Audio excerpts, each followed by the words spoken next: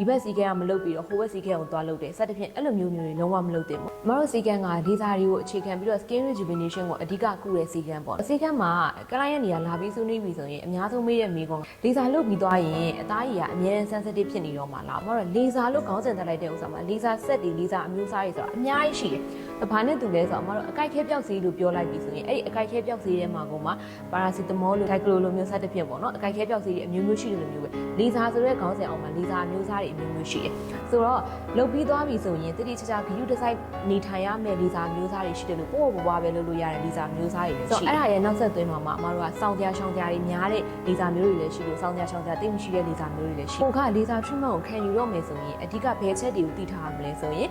ဒီကိုလုပ်ပေးလိုက်တဲ့လေဆာပါမျိုးစားဖြစ်လေပြီးရင်အဲ့ဒါပြီးသွားရင်ကိုဘာဒီဆောင်ရရှောင်ရမလဲဆောင်ရရှောင်ရမလဲဆိုတော့ကိုလုပ်ပေးလိုက်တဲ့လူကိုလုပ်ပေးလိုက်တဲ့ဆရာဝန်ကဘလောက်ထိပြင်းအားပြုတ်အားနဲ့လုပ်ပေးလိုက်တယ်ဆိုတော့သူဒါလေးရင်အတိဆုံးသူပြောတဲ့အတိုင်းပဲလိုက်နာရမယ်မဟုတ်ဘဲနဲ့ငါဒီလေဆာမျိုးစားတော့လုပ်ထားတာပဲ online မှာတော့ဒါတွေပြောတယ်ဒီတိုင်းပဲလိုက်လုပ်လိုက်မယ်ဆိုတာမျိုးမဟုတ်ဘူးလေဆာမျိုးစားချင်းတူရင်တော့မှသုံးပြတဲ့လေဆာပြင်းအားပြုတ်အားချင်းမတူဘူးအဲ့အတွက်ကြောင့်မို့ကိုလုပ်ပေးတဲ့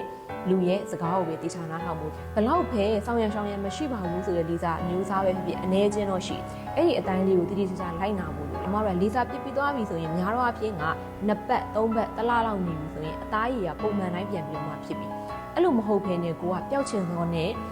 တတ်မှတ်ထားတဲ့အချိန်မဟုတ်ဘဲနဲ့အချိန်မျိုးကတ်ပြီးလုပ်တယ်ပေါ့ဥမာတလနေမှလုပ်လို့ပြောလိုက်တာကို2ပတ်လောက်နဲ့လာလုပ်တယ်တစ်ပတ်လောက်နဲ့လာလုပ်တယ်ဒီဘက်စီကံကမလုပ်ပြီးတော့ဟိုဘက်စီကံကိုသွားလုပ်တယ်စသဖြင့်အဲ့လိုမျိုးတွေလုံးဝမလုပ်သင့်ဘူးနောက်တစ်ခုကကိုဒီ treatment ကိုမခံယူခင်အရင်တုန်းကဘာ treatment တွေလုပ်ခဲ့ဘူးလဲအချိန်ဘယ်လောက်ကလုပ်ခဲ့ဘူးလဲဆိုတော့တိတိကျကျပုံမှန်လင်းပြောဖို့လိုတယ်ပျောက်ချင်စောအားကြီးပြီးတော့မှပိုလုံးလေပိုကောင်းလေလို့ထင်တာအဲ့ဒီအတွက်ကြောင့်မို့လို့ဟိုဘက်မှာကဒါလုပ်ခဲ့တယ်ဒီဘက်မှာရောက်လာတဲ့အခါကျတော့မပြုံးလှုပ်ထားတာကတပတ်10ရက်လောက်ပဲရှိသေးတယ်ဒီဘက်မှာထပ်ပြီးတော့မှလာလုပ်တယ်အဲ့ဒီတော့ကို့အသားကြီးကမခံနိုင်တော့ဘူးမခံနိုင်တော့ဘဲနဲ့အဲ့ဒါပြီးသွားတော့မှအသားကြီး sensitive ဖြစ်တာတို့မဲတာတို့ထိခိုက်သွားတာတို့ဖြစ်တာပေါ့နော်အဲ့ဒီတော့ကိုယ့်ရဲ့ history လို့ခေါ်တဲ့ဒီယောဂရာဇဝင်ကို